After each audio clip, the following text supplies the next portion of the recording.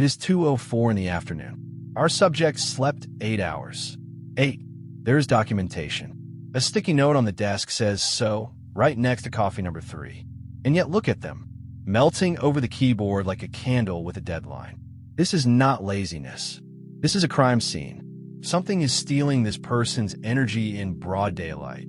And tonight on Souls Explained, we're going to find out what. Because you know this mystery personally. You did everything right.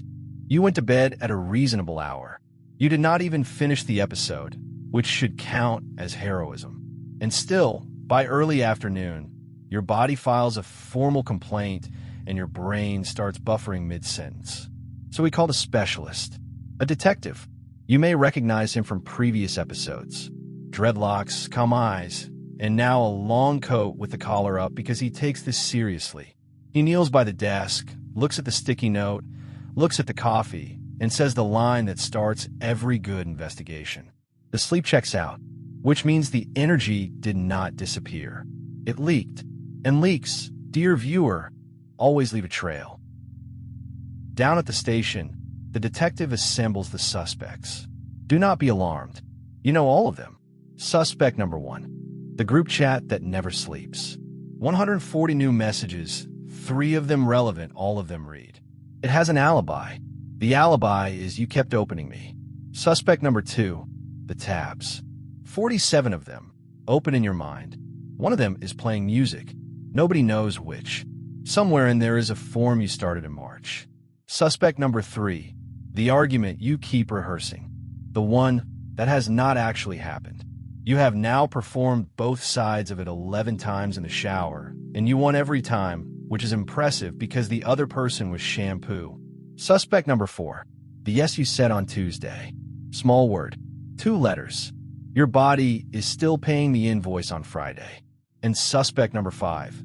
The doom scroll that promised 5 minutes. 5 minutes. Is now an hour later, and you know everything about a stranger's kitchen renovation. The detective walks the line slowly.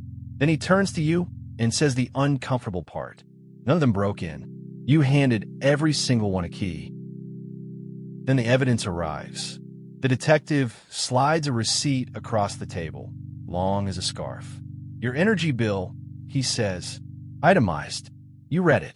Worrying about things that did not happen, 40%. Replaying conversations, 25%. Managing other people's moods, 20%. And there at the bottom, in small print, actual living, 15%. 15%. That is the part of your energy that went to your life. The rest got billed to events that happened entirely inside your head, some of which are not scheduled to happen at all. And this is why 8 hours of sleep did not fix it. Sleep recharges the battery. It does not close the apps. You woke up at 100%, fully charged, ready for the day. And then 47 invisible processes started running before you even had breakfast. Tiredness, it turns out, is not always a sleep problem. It is very often a leak problem, and you cannot nap your way out of a leak. Believe me, our subject has tried. There is documentation of that too. The detective takes us to the lab. On the screen, a scan of your mind, glowing like a phone that is warm in your pocket for no reason. Look closer. Background apps. Old emails. Running. Unsaid things. Running. What if? Running since 2019.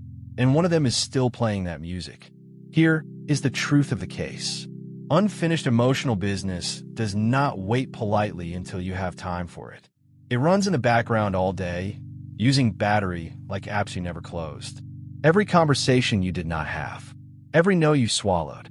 Every loop you left open. Still running. And if you are a sensitive person, lean in, because this next part is about you. Your antenna never fully powers down.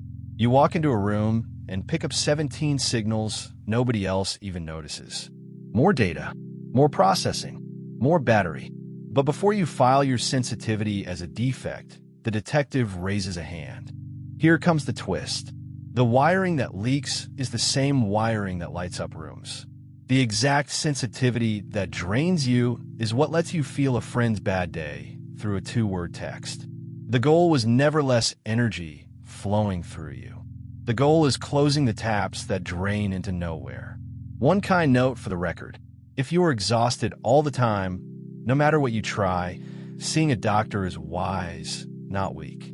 Good detectives rule things out. Then the detective does something nobody expects.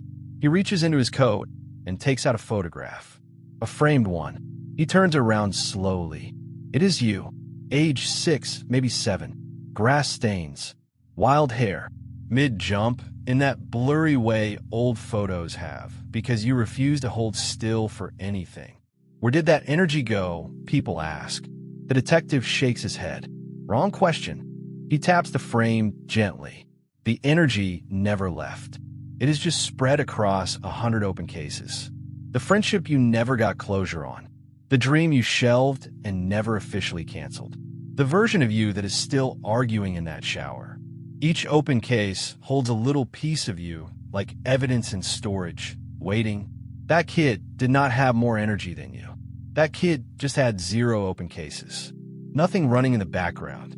Everything got felt, finished, and filed by dinner. Close the cases, says the detective, and the energy does not come back. It comes home. So here is where our detective stops being mysterious and starts being useful. He wheels out the evidence board and pins up 4 tools. This, he says, is how we close cases. Tool 1, the evening tab, closing ritual. Before bed, write the 3 loops that are still open on paper. Not all of them. 3. Then say it out loud. Case closed for tonight. You're not solving them. You're telling your brain the file is safe on the desk, so it can stop guarding it while you sleep. Tool 2, the energy audit. For 1 week, after every person, every app, every meeting, ask one question. Charged or drained? Do not judge. Just collect the data. By Friday, you will have a map of your leaks with names on it. Tool 3. 1 honest conversation beats a week of rehearsing it. 10 awkward minutes in real life cost less than 7 days of shower theater. Say the thing. Kindly, imperfectly, but out loud. And tool 4. Micro rest. 2 minutes of nothing between tasks. No phone, no planning, nothing.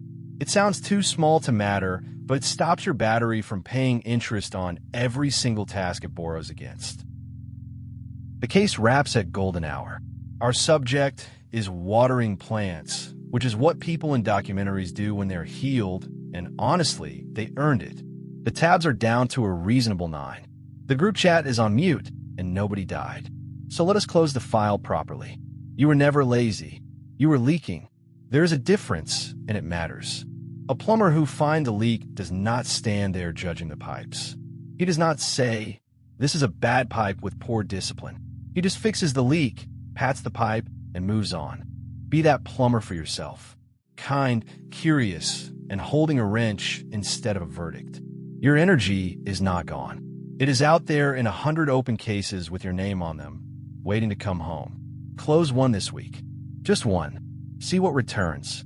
And if you want a partner in the investigation, someone who helps sensitive people find their leaks and their light, that is what we do at Chenzo Holistic Coaching. The address is in the description. Case closed. From head to heart.